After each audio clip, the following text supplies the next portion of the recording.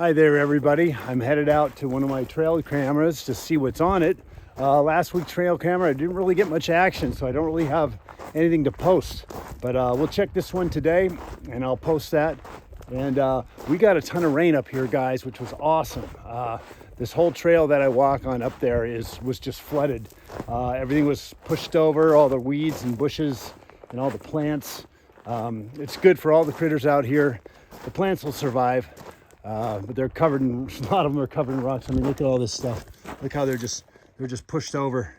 Like this whole trail was just water and flowing. But all the critters out here must have really enjoyed it.